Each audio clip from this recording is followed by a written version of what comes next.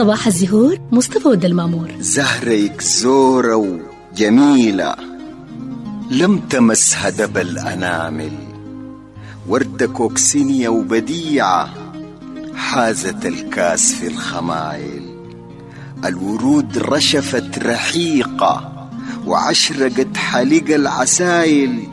ايه علاقتك بورودي غير تميس ليها وتمايل، غير تميس ليها وتمايل. الورود عارت رحيقة وعشرقت حلق العسايل. صباح الزهور مصطفى والدلمامور.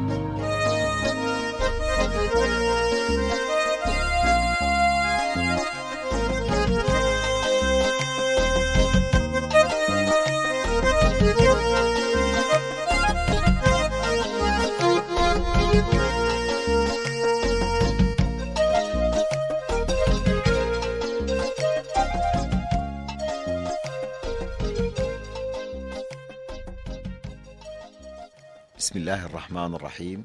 نحن الليلة بحمد الله في الحلقة 88 وبنستهل مع الخليل في أذكر بقعة أم درمان.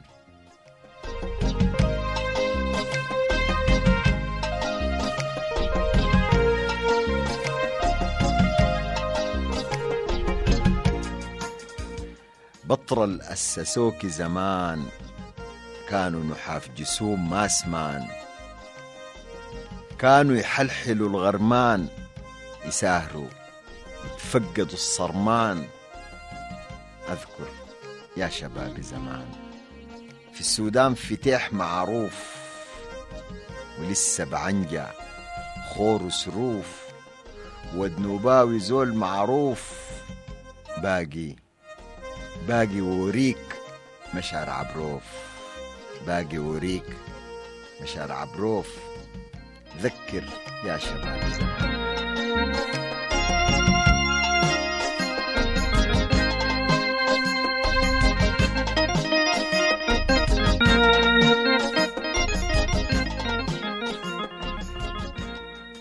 الليلة فكرتنا الكويسة زي ما عودناكم في كل حلقة، يعني كيف لو داير تختبر البيض تجيب موية وتخط البيضة في الموية، لو بقت أفقية معناها طازجة، ولو ميلت معناها عمرها من 3-4 يوم البيضة دي، ولو وقفت عمودية يكون عمرها 10 يوم، لكن لو طفحت معناها البيضة دي فاسدة. موضوعنا الليلة في أشجار غريبة، بنواصل مع العالم بروفيسور حسن عثمان عبد النور، والليلة حنتكلم عن الحراز. وبقول الحراز ده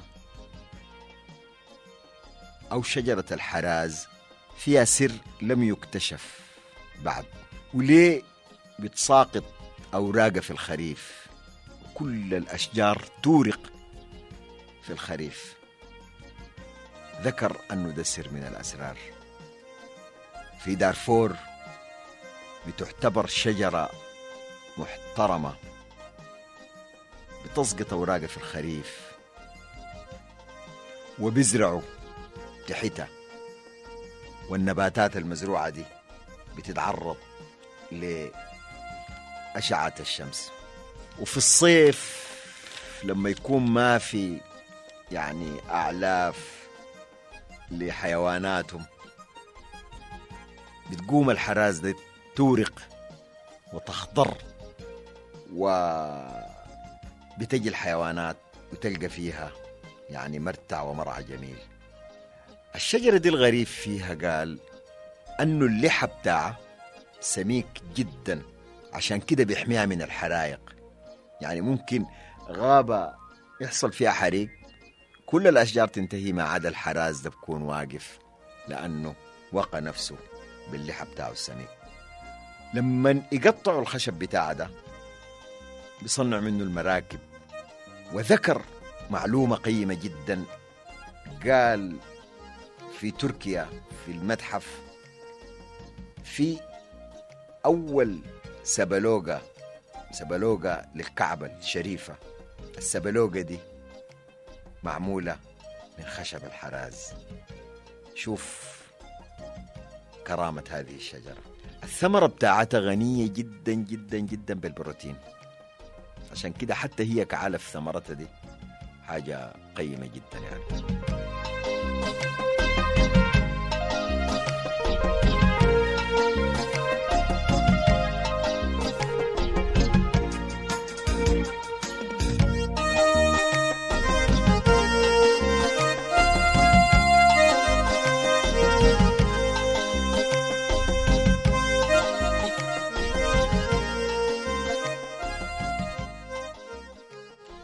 الليلة زهرتنا الياسمين مالتيفلورا، وده ياسمين عطري.